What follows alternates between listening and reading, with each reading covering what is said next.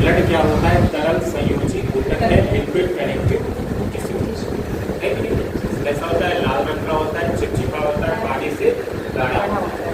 हल्का सा क्या होता है तो क्या बताएंगे? क्षारीय होता है। हल्का सा क्या होता है? क्षारीय होता है, नहीं होता है? तो पीएच इसका क्या होता है? 7.4। पीएच क्या होता है? 7.4 होता है कि नहीं होता है? और पीएच का फुल फॉर्म क्या होता है? पोटेंशियल ऑफ हाइड्रोजन या पावर ऑफ हाइड्रोजन। और पीएच पैमाने की खोज किसने किया? सोरेनसन ने। किसने किया? सोरेनसन ने किया। एक चीज मैंने और बताया है कि एक स्वस्थ व्यक्ति में कितने लीटर ब्लड होता है? 5 से 6 लीटर ब्लड होता है। और प्रतिशत में कितना होता है? 7 से 8%। नवजात शिशु की बात करेंगे तो 200 से 300 होता है। और पुरुषों की अपेक्षा महिलाओं में आधा लीटर ब्लड क्या होता है? कम होता है। पुरुषों की अपेक्षा महिलाओं में आधा लीटर ब्लड कम होता है कि नहीं होता है? साथ में याद रखिएगा, मैंने ये भी बता दिया कि ब्लड की खोज किसने किया? कार्ल स्टीनर ने। और रक्त परिसंचरण की खोज किसने किया? विलियम हार्वे ने। 1 यूनिट हम ब्लड डोनेट कर सकते हैं एक बार में, जो 450 ml लगभग होता है। कितना होता है? और दूसरी चीज याद रखिएगा, ब्लड क्लॉटिंग को रोकने के लिए ब्लड बैंक में सोडियम सिट्रेट मिलाया जाता है। क्या मिलाया जाता है? सोडियम सिट्रेट मिलाया जाता है।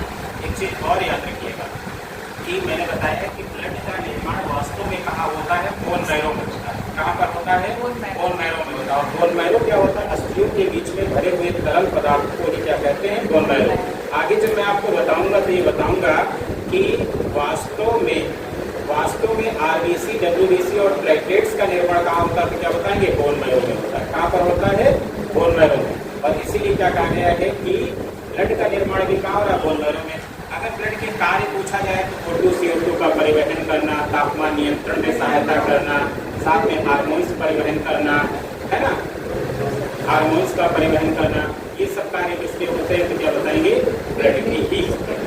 अब देखिए, ब्लड की अगर हम भाग की बात करेंगे तो ब्लड के 2 भाग हो जाते हैं। एक क्या हो जाता है? कणिकाएं हो जाती है, मतलब जिन्हीं को हम कार्बोसेल्स या सेल्स कह सकते हैं। और दूसरा क्या हो जाता है?